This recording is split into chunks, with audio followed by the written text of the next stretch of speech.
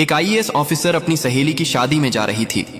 उसने आम लड़की की तरह कपड़े पहने हुए थे, ना कोई सरकारी गाड़ी ना कोई सुरक्षा, बस एक आम लड़की की तरह मोटरसाइकिल चला रही थी। जब वह रणनगर शहर के पास पहुंची तो आगे एक पुलिस चेक पोस्ट दिखाई दिया। वहां 3-4 पुलिसकर्मी चेक पोस्ट के बाहर सड़क पर खड़े थे। उनके बीच में इंस्पेक्टर रुद्रभान सिंह अपनी वर्दी में खड़ा था। उसने हाथ में लाठी उठाकर लड़की को रुकने का इशारा किया। लड़की ने मोटरसाइकिल सड़क से किनारे लगाई और खड़ी हो गई। इंस्पेक्टर ने सख्त आवाज में पूछा, कहां जा रही हो? लड़की ने बहुत शांत स्वर में जवाब दिया, एक सहेली की शादी है, वहीं जा रही हूं। इंस्पेक्टर रुद्रभान सिंह ने उसे सिर से पांव तक देखा। वो 28 साल की एक खूबसूरत महिला थी। नाम था प्रिया शर्मा। फिर वो हंसते हुए बोला, अच्छा, सहेली की शादी में खाना खाने जा रही हो, लेकिन हेलमेट क्या तुम्हारे बाप ने पहनना है? क्यों नहीं पहना? और ये बाइक भी बहुत तेज चला रही थी। चलो अब चालान कटेगा। ऐसा कहते हुए उसने चालान की पर्ची निकालनी शुरू कर दी। प्रिया समझ चुकी थी कि उसकी नीयत ठीक नहीं है और ये सब एक बहाना है। उसने कहा, सर, मैंने कोई कानून नहीं तोड़ा है। ओ मैडम, हमें कानून मत सिखाओ, रुद्रभान सिंह झल्ला कर बोला। उसने पास खड़े एक कांस्टेबल की तरफ देखा, फिर प्रिया की ओर मुड़कर कहा, इसे सबक सिखाना होगा।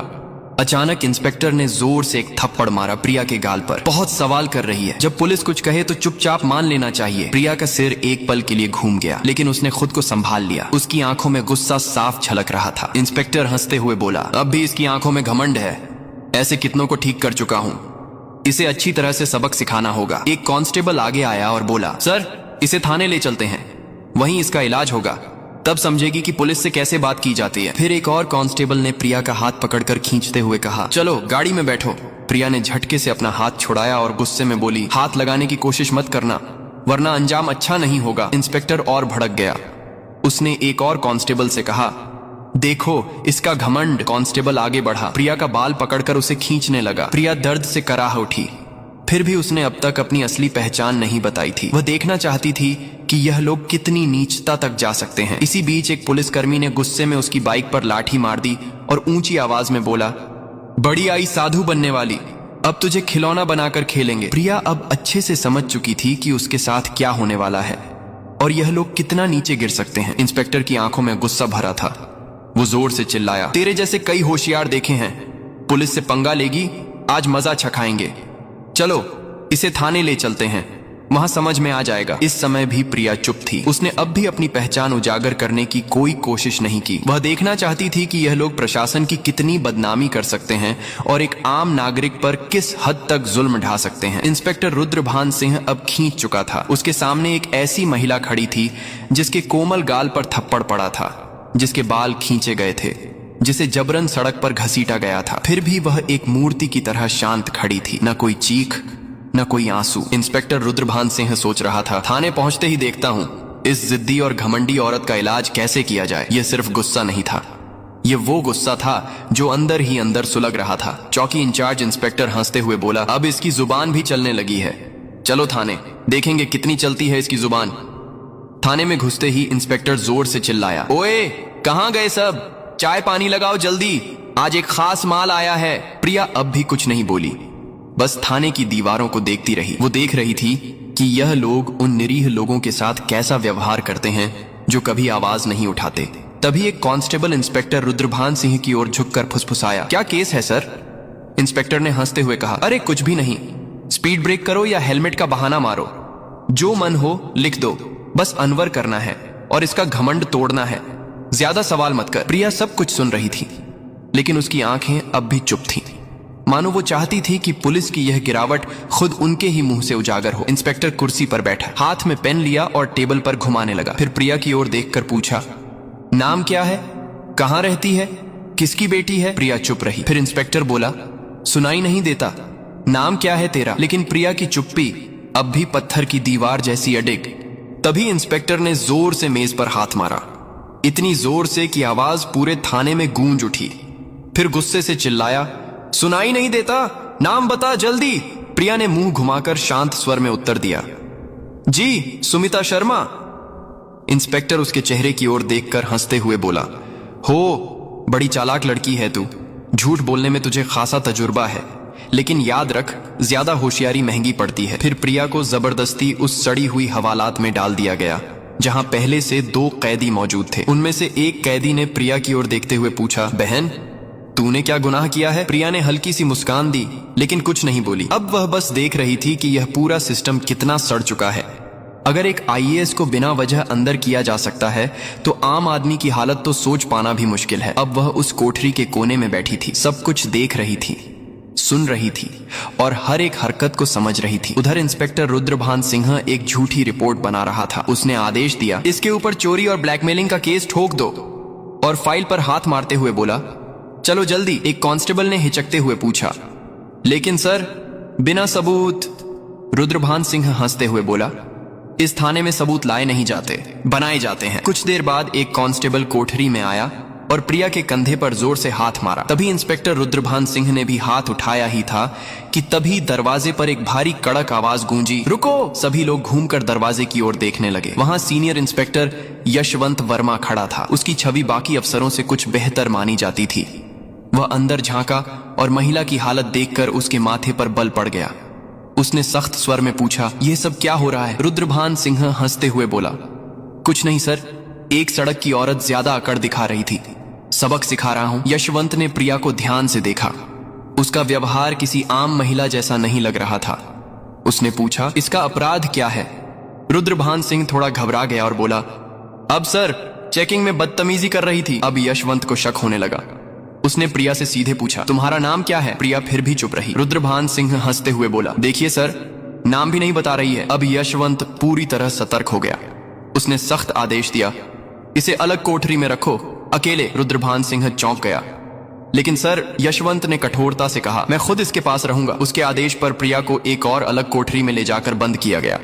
वह कोठरी पहले वाली से भी ज्यादा बदबूदार और अंधेरी थी।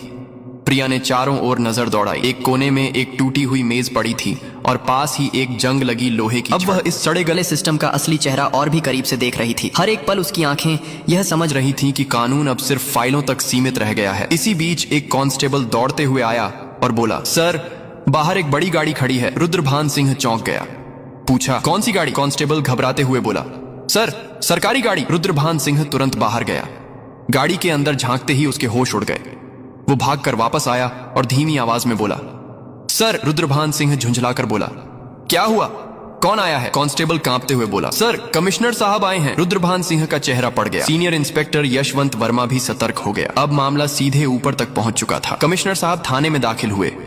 उनकी आंखों में गुस्सा साफ झलक रहा था। उन्होंने रुद्रभान सिंह की ओर देखकर सख्त स्वर में पूछा, इंस्पेक्टर रुद्रभान सिंह, ये क्या तमाशा चल रहा है यहाँ? रुद्रभान सिंह घबरा गया और बोला, कुछ नहीं सर, एक छोटा सा केस है बस। कमिश्नर साहब ने टेबल से फाइल उठाई और ध्यान से पढ़ने लगे।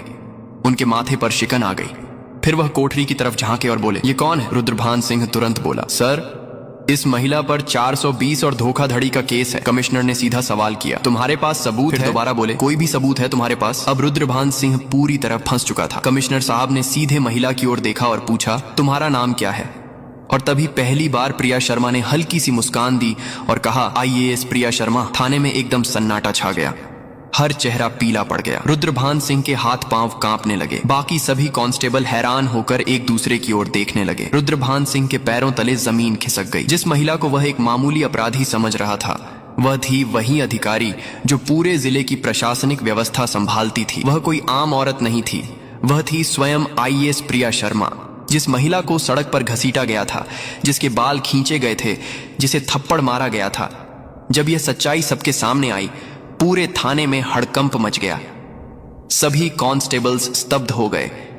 कमिश्नर साहब ने तेज गुस्से से भरी नजर से इंस्पेक्टर रुद्रभान सिंह की ओर देखा और गरजते हुए बोले, रुद्रभान सिंह, तुझमें इतनी हिम्मत आई कैसे कि तू एक सीनियर ऑफिसर पर झूठा आरोप लगाने की जरूरत कर बैठा? रुद्रभान सिंह कुछ बोलने की कोशिश कर ही रहा था कि तभी पास में खड़े सीनियर इंस्पेक्टर यशवंत वर्मा जोर से बोले, सर मैंने पहले ही कहा था कि यहाँ कुछ ना कुछ गड़बड़ है। अब रुद्रभान सिंह पूरी तरह अकेला पड़ चुका था। तभी पहली बार प्रिया शर्मा ने अपनी शांत लेकिन दृढ़ आवाज में सीधा फैसला सुना दिया, रुद्रभान सिंह, अब तेरी नौकरी गई, तेरा सस्पेंशन पक्का और तेरे खिलाफ अब केस भी चलेगा। ये सुनते ही रुद्रभान सिंह का चेहरा जैसे सफेद पड़ गया, सांस अटकने लगी। बाकी पुलिसकर्मी भी उससे नजरें चुराने लगे। यशवंत वर्मा ने तुरंत आदेश दिया, हवलदार साहब इसे पकड़ो और लॉकअप में डालो। लेकिन तभी रुद्रभान सिंह ने अपनी जेब से एक मुड़ा हुआ कागज निकाला और मुस्कुराते हुए बोला, रुको मैडम, ये पहले देख लो, फिर जो करना हो कर लेना। उसने कागज आगे बढ़ाया। कमिश्नर और प्रिया दोनों की नजरें एक साथ उसकी ओर गई। रुद्रभान सिंह बोला, यह लो मेरा ट्रांसफर ऑर्डर। 3 दिन पहले ही मेरा तबादला हो चुका है।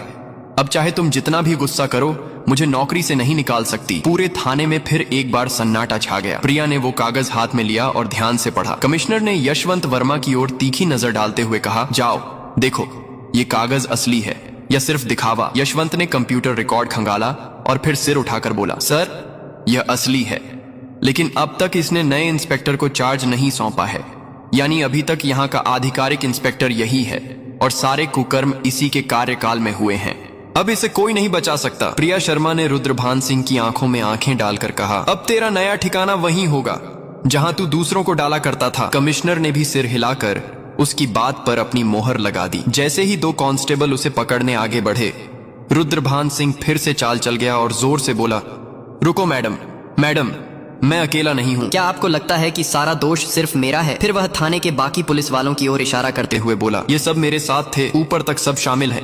इतना कहते ही कुछ पुलिस कर्मियों के चेहरों का रंग उड़ गया। सीनियर इंस्पेक्टर यशवंत वर्मा हालात को भांपकर एक एक करके सभी की ओर शक की नजरों से देखने लगे। प्रिया शर्मा ने शांत लेकिन दृढ़ स्वर में कमिश्नर की ओर देखते हुए कहा, अब इस पूरे थाने को साफ करना होगा, कोई नहीं बचेगा। कमिश्नर ने भी सिर हिलाते हुए कहा, जो हुक्म मैडम, अब एक एक करके सबका हिसाब लिया जाएगा। ये बात मुंह से निकलते ही थाने के भीतर बिजली सी गिर गई। थाने के बाहर कुछ पत्रकार पहले से खड़े थे। उन्हें पहले से ही शक था कि थाने के अंदर कोई बड़ा घोटाला चल रहा है। जैसे ही उन्हें खबर मिली कि पूरा थाना लाइन हाजिर किया गया है, उन्होंने तुरंत मोबाइल से ब्रेकिंग न्यूज वायरल करना शुरू कर दिया। उसी वक्त एक चमचमाती गाड़ी थाने के सामने आकर रुकी। दरवाजा खुला और स्वयं एसपी साहब बाहर आए। चारों ओर नजर दौड़ाई। हर चेहरे पर हवाइयां उड़ रही थीं। थाने के सारे अफसर एक तरफ चुपचाप खड़े थे। एसपी साहब ने तीखे स्वर में पूछा, यहां कब से तमाशा चल रहा है?